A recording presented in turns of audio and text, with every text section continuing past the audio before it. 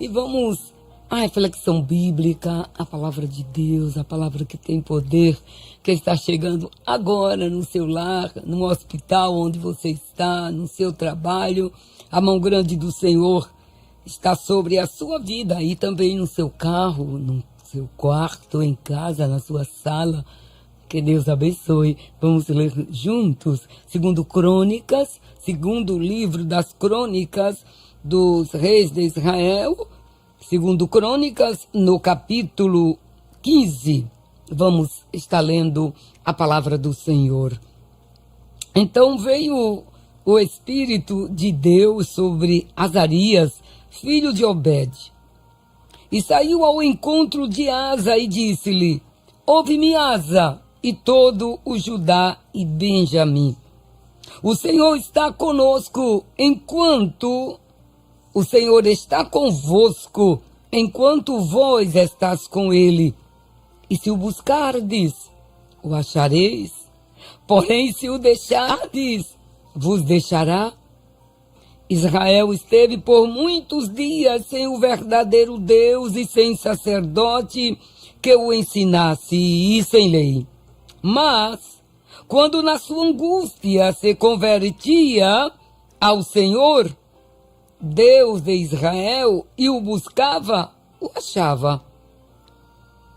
E naqueles tempos não havia paz, nem para o que saía, e nem para o que entrava, mas muitas perturbações sobre todos os habitantes daquela terra, porque gente contra gente e cidade contra cidade se despedaçavam, porque Deus os conturbava com toda angústia. Mas esforçai-vos, e não desfaleçam as vossas mãos, porque a vossa obra tem uma recompensa. Se você não conhecia ainda essa história, você pode começar a ler a palavra de Deus no livro das Crônicas dos Reis de Israel, e você pode fazer um estudo acurado sobre os reis de Israel, algo muito importante. Mas nesta feita queremos salientar sobre Asa, este rei, e como o Senhor falou com ele na hora da angústia. A Bíblia diz lá em Jeremias 33:3, clama a mim e responder-te-ei e anunciar-te-ei coisas grandes. Deus não anuncia só coisas pequenas. Ele anuncia coisas grandes. E é do agrado de Deus anunciar coisas grandes. E não só grandes, coisas consistentes. Clama a mim e responder-te-ei. E anunciar-te-ei coisas grandes, consistentes, firmes, que você não espera. Este é o nosso Deus. E este Deus, ele falou a Asa, e quando ele saiu, o Espírito de Deus usando Azarias, filho de Obed, que saiu ao encontro de Asa e disse-lhe o seguinte: ouve-me, Asa, e todo Judá e Benjamim, aquelas tribos que estavam aliadas ao rei Asa. O Senhor está convosco. Que condição! O Senhor está convosco enquanto vós estáis com ele. E se o buscardes, o achareis. Porém, se o deixardes, vos deixará. Deus é um Deus maravilhoso, Deus é um Deus amoroso, Deus é um Deus magistral, Ele é um Pai de amor, mas também a Bíblia diz que a base do trono de Deus é justiça. Logo, Deus não é injusto, Ele é um Deus justo. E se nós buscamos a Ele, Ele se achegará a nós. Se nós nos achegamos a Ele, Ele virá ao nosso encontro. Como diz lá o profeta Jeremias, no capítulo 29, o verso 23. Israel teve por muitos dias, a Bíblia diz, sem o verdadeiro Deus. Que triste é quando a nação se distancia de Deus. A Bíblia diz que feliz é a nação cujo Deus é o Senhor. E aqui a Bíblia diz que Israel teve por muitos dias sem o verdadeiro Deus, sem sacerdote que o ensinasse e sem lei. Imagine que anarquia não seria o povo sem Deus, sem o verdadeiro Deus, porque constituíam deuses à deriva para o seu bel prazer e se afastaram do Deus verdadeiro. Só há um Deus. E esse Deus, ele é onisciente, ele sabe tudo, ele é onipresente, ele está em todo lugar e ele é onipotente, ele tem todo o poder. E a Bíblia diz que Deus, usando Azarias, diz para Asa: olhe, aqui vamos fazer um acordo, eu estarei com vocês até vocês estiverem comigo. Eu vos responder, vocês me buscarão e eu vou responder a vocês. Porém, se vocês me deixarem, eu vos deixarei. E, como estava dizendo, esse quadro era deprimente, era um quadro deprimente.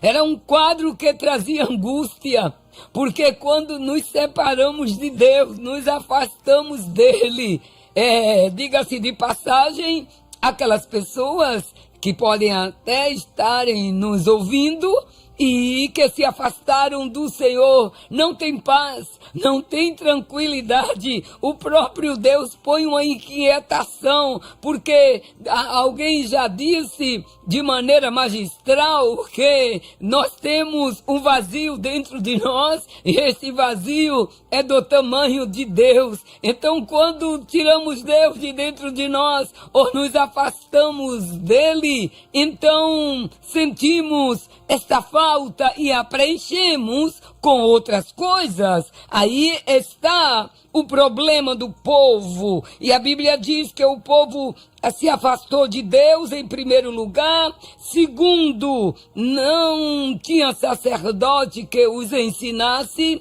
E em terceiro lugar, eles estavam sem lei. A Bíblia diz lá no livro de Juízes que cada um fazia o que queria. Mas louvado seja Deus, que Deus está no céu, Deus está no trono. E a Bíblia diz no verso 4, porém, no entanto, quando na sua angústia se convertia ao Senhor, Deus de Israel, e o buscava, o achava. Deus é um Deus de amor, e naqueles tempos não havia paz, nem para o que saía, nem para o que entrava. Que dia parecidos aos nossos dias, que dias parecidos aos nossos dias. Tanta falta de paz, tanta falta de compreensão, os homens não se entendem. A Bíblia diz que e naqueles tempos não havia paz para ninguém, nem para o que entrava, nem para o que saía, nem para o que saía, nem para o que entrava. Mas o que havia era muita perturbação, era muitas perturbações sobre todos os habitantes da terra. Mas a Bíblia diz lá no Salmos 91, aquele que habita no esconderijo do Altíssimo, à sombra do Onipotente descansará. Quando estamos debaixo da potente mão de Deus, quando não isolamos Deus da nossa vida, quando nos afastamos de Deus, não podemos ter paz, não podemos ter tranquilidade. Mas a Bíblia diz que aquele que habita à sombra do Onipotente, ele descansa. E quem não tem paz, não tem descanso, mas quem tem paz, descansa. E aí, o salmista, Moisés, que a maioria dos estudiosos dizem, dos comentaristas, que foi Moisés o autor destes salmos. Aí ele diz no verso 5, não temerás espanto noturno, aleluia, nem seta que voe de dia, nem peste que ande na escuridão, nem mortandade que assole ao meio-dia. Quem está no refúgio de Deus está seguro. Quem tem Deus como seu refúgio tem paz, tem tranquilidade, tem calma no momento da tribulação. E a Bíblia diz que eles não tinham paz, tinha apenas muitas perturbações, os habitantes daquelas terras, porque gente contra gente e cidade contra cidade se despedaçavam. Veja que situação difícil, porque tinha um motivo. Deus manda, Deus está no trono, Deus permite, muitas das vezes.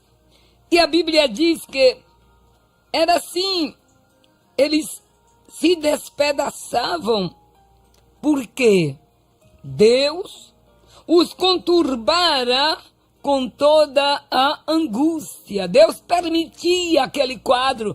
Vocês se afastaram de mim. A Bíblia diz lá, os Romanos, capítulo 1, a partir do verso 15, 17, que o apóstolo diz que quando nos afastamos de Deus, as coisas más se nos apegam, e às vezes Deus chama, Deus mostra, Deus dá um sacudão, e a pessoa não quer entender, então Deus os entrega à mente reprovada. Mas aqui é interessante, Deus usando o profeta diz, vocês quando clamam na angústia, eu respondo.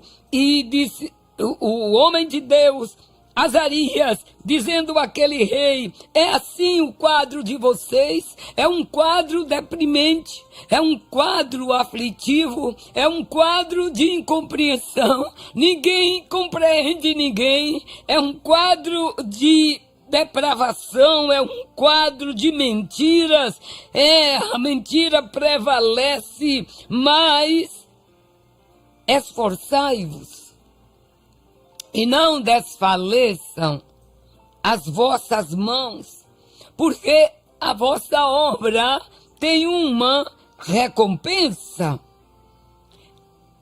Asa ouviu a mensagem de Deus.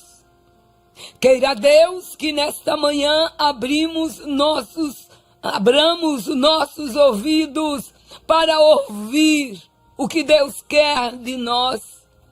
Asa, ele ouviu, diz o verso 8 do capítulo 15 de 2 Crônicas. Ouvindo, pois, Asa, o rei de Israel, essas palavras e a profecia do profeta filho de Obed, que era o Azarias, a Bíblia diz que ele esforçou-se. A primeira ação que devemos fazer para abolirmos a idolatria, e o que é idolatria? É o que colocamos alguma pessoa ou coisa que colocamos no lugar de Deus. A Bíblia diz que Deus não dá a sua honra, o seu lugar, o seu louvor a ninguém. Então, a Bíblia diz que quando Asa ouviu as palavras e a profecia de Azarias, ele esforçou-se e começou a abolir, começou a tirar as abominações de toda a terra de Judá e de Benjamim. como também das cidades que tomara nas montanhas de Efraim, e renovou. Aí está o segredo. A Bíblia diz que ele aboliu a idolatria. E eu faço uma parada aqui para lhe perguntar, na sua vida, o que está substituindo Deus? Uma pessoa? Uma coisa? Um objeto? Pare. Olhe. Pense. E escute. E é muito importante. Será que você não está substituindo Deus por algo que não é Ele? Ou você dá a sua honra, a sua glória, seu louvor, você o reconhece em todos os seus caminhos? Ou você deixa Deus para o último? Tudo primeiro, Deus o último. Se der tempo é para Deus, se não der, primeiro para mim, depois para Deus. A Bíblia diz que Asa se esforçou. O reino de Deus é tomado à força, disse o Senhor. E quando nos esforçamos, Deus nos ajuda. E para nos esforçar, temos que tirar as abominações, como Asa o fez. A Bíblia diz que ele tirou as abominações. Ele renovou o altar do Senhor. Como está o altar de Deus na tua vida? A renovação do Senhor. Há tempo para Deus. A Bíblia diz que o homem de Deus primeiro tirou a idolatria, aboliu. Por certo, disse o que está substituindo a Deus aqui no meio do povo. Depois a Bíblia mostra, ele renovou o altar do Senhor, que estava diante do pórtico do Senhor, e fez um ajuntamento de Judá e Benjamim, também com todos os estrangeiros de Efraim, de Manassés e de Simeão. E a Bíblia diz que era um grande número. E vendo o Senhor, veio a ele um grande número, desculpem, e veio se juntar a Asa um grande número.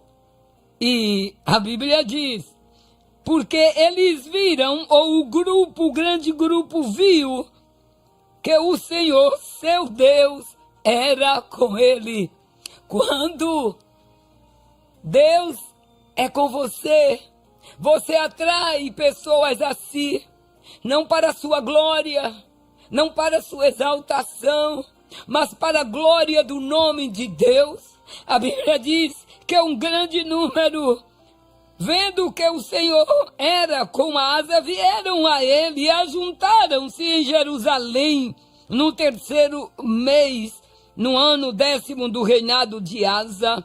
E no mesmo dia, aleluia, ofereceram sacrifícios a Deus, se humilharam diante do Senhor. E o que eu acho bonito para concluir é o verso 12 que nos diz: e entraram num concerto de buscarem o Senhor, entraram num acordo, por certo ponderaram as veredas e disseram: que vantagens tivemos em abandonar o Senhor, em tirar o Senhor do nosso meio, em não querer a sua companhia, em aborrecer o Senhor, em nos rebelar contra Ele. Se você ler o Salmo 107, você há de convir comigo que quando eles se rebelaram, mas quando clamavam ao Senhor, o Senhor deu vitória. Eu não vou seguir comentando porque o tempo não dá, mas eu quero te dizer nesta manhã, A tua oração tem endereço certo. O Deus dos céus está com seus ouvidos atentos a te ouvir. O problema é você fazer um pacto com Ele, é você fazer um voto com Ele. E para Deus dar vitória, não é preciso muita ou pouca gente. Com Gideão, todos nós sabemos a história. De 32.000, restou 300. E com 300, Deus respondeu e deu a vitória. Os muros de Jericó caíram. Jonatas, filho de Saul, quando estava com seu moço para lutar, ele disse, só tinham 2. Mas tinham um espírito corajoso. Eles estavam fazendo o querer de Deus. Nas suas almas haviam paz. E Jonatas disse, vamos, não tenha medo. Quando eu lhe mandar, vá, e o que eu lhe disser, faça, porque para Deus dar vitória não é preciso um grande número. Deus tanto dá vitória com muitos, mas também dá vitória com pouco. Se te sentes sozinho, sozinha, sem refúgio, e parece que no mar bravio de tantas ondas encapeladas, só tem a sua voz, só tem você, só você grita, mas Deus vai se levantar. Com Asa foi diferente. Asa juntou muita gente, fizeram um concerto com Deus. As pessoas fizeram um concerto com Deus, dizendo, Deus, te vamos buscar. Senhor, Deus de seus pais, com todo o seu coração vamos buscar, e com toda a sua alma buscaram ao Senhor. E de que todo aquele que não buscasse ao Senhor, Deus de Israel, que terrível concerto! Fizeram um concerto com Deus, dizendo, Deus, estamos a um, estamos unidos e queremos uma vitória. Que possamos unir as nossas almas e o nosso espírito, e qualquer causa difícil que seja, Deus se move, Deus dá vitória, Deus escuta. E eu achei assim um concerto muito forte. Eles disseram, olhem, e entraram no concerto de buscarem ao Senhor Deus de teus pais, dos seus pais, com todo o seu coração e com toda a sua alma, que era mandamento de Deus lá atrás em Deuteronômio, lembra? Jesus repetiu também o mesmo mandamento ao moço rico, e eles disseram, olhem, vamos buscar a Deus, e de que todo aquele que não buscar ao Senhor, Deus de Israel, que morra. Que concerto tremendo! Que Deus nos ajude a buscar ao Senhor, com pouco ou com muito. Jonatas estava com o seu moço, você pode ler lá em 1 de Samuel, no capítulo 14, o verso 6. Aí quando nós vamos para 1 Samuel 17 e em diante, capítulo 17, lá no verso 45, quando Davi foi lutar contra o gigante, era Davi sozinho, mas ele disse uma expressão, tu vens a mim com lanças e com varapaus, mas eu vou a ti de maneira diferente. Eu já orei, já tive experiência com Deus, agora eu posso lutar.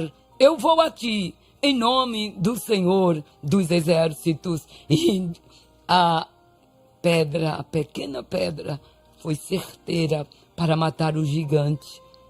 Asa se humilhou, reconstituiu o altar, fez novo concerto com Deus. Repare o seu altar nesta manhã, veja o que falta, faça um novo concerto com Deus.